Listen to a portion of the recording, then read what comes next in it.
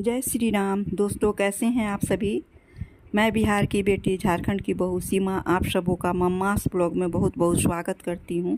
दोस्तों, सावन का महीना विवाहित स्त्रियों के लिए बेहद खास माना जाता है। इस महीने में महिलाएं शिव जी की पूजा करके अपने पति की दीर्घायु का आशीर्वाद प्राप्त करती हैं और अपने लिए अखंड सौभाग्यवती रहने का सुख प्राप्त करना चाहती हैं। शास्त्रों में सुहागिन महिलाओं के लिए सावन से में कुछ नियमों के लिए करने के लिए बताया गया है, जो हम लोगों को अवश्य ही हर एक विवाहित औरतों को अवश्य करना चाहिए।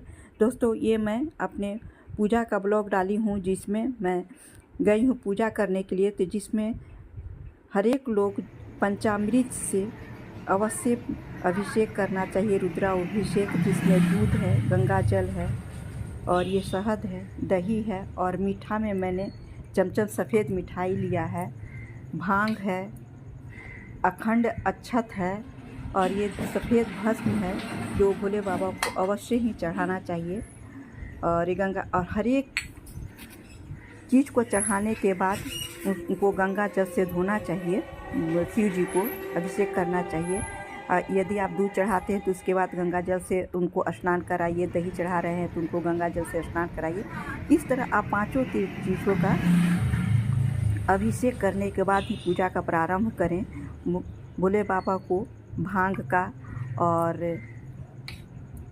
नाग केसर अवश्य ही चढ़ाएं, दुखों और कष्टों से निजात पाने के लिए। अब मैं आती हूँ आप लोगों को कि सुहागिन महिलाओं को सावन में कौन कौन से नियम का अवश्य पालन करना चाहिए। तो डेली आप सोमवार के दिन यदि आप पूजा करती हैं तो ज़रूर कीजिए, लेकिन यदि हो सके तो पूरे सावन आप भली भांति शिव जी का रुद्राभिषेक जरूर करें। रुद्राभिषेक में आप इतनी चीज़ों का न शामिल कर सकें तो सिर्फ गंगा जल से ही उनका स्नान कराएं, उनको अभिषेक करें और जितना आपका सामर्थ्य उतना करें।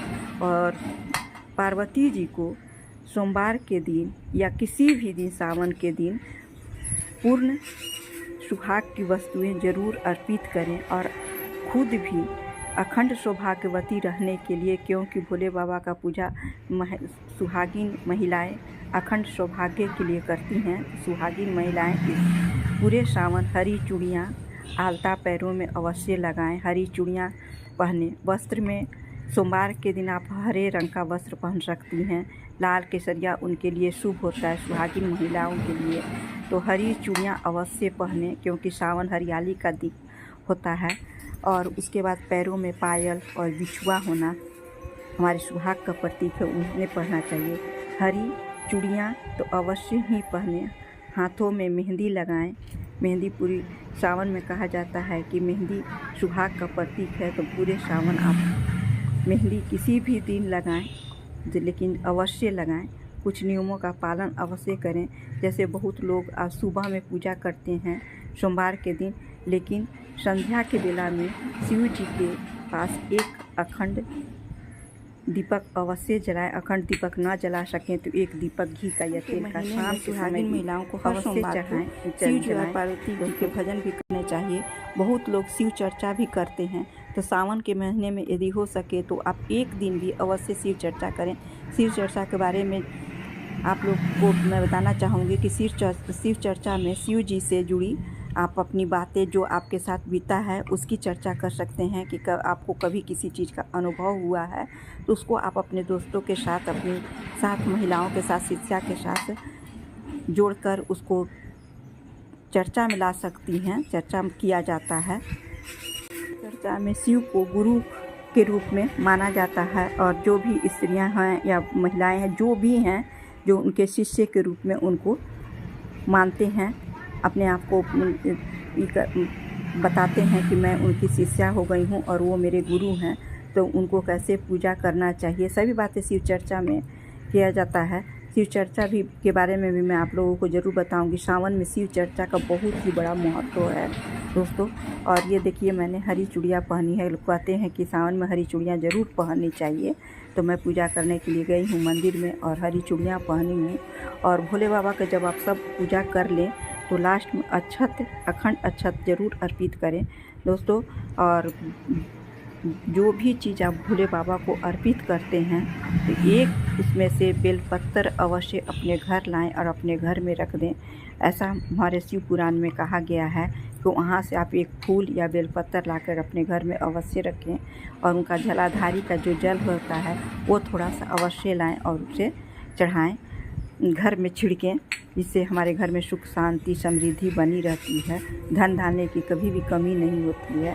दोस्तों, यदि आप लोगों को मेरा ब्लॉग अच्छा लगता है तो प्लीज़ लाइक शेयर और सब्सक्राइब अवश्य कीजिएगा। जितना हो सके अपने दोस्तों में रिश्तेदारों में इसे ज़्यादा से ज़्यादा शेयर कीजिए। आप लोगों का एक कमेंट हमें बहुत ही बढ़ावा देता है नए ब्लॉग बनाने के लिए। तो दोस्तों, आप लोगों का सपोर्ट मुझे बहुत चाहिए, तो प्लीज़ आप लोग सपोर्ट कीजिए मेरे ब्लॉग पर आकर, मेरी वीडियो पर आकर। कैसा लगता है मेरा वीडियो ज़रूर अवश्य बताइएगा। सावन में कुछ बातें बहुत वर्जित मानी जाती है, ऐसे भी आप साल में कभी भी इस बात को कभी भी ना करें। सोमवार के दिन कभी भी अपने बालों को न धुलें, ऐसा हमारे शास्त्रों में बताया गया है कि कभी भी बालों को नहीं धोया जाता है। सोमवार के दिन भोले बाबा का दीपक जलता है, कितने हजार दीपक का बुझना इस दिन माना जाता है।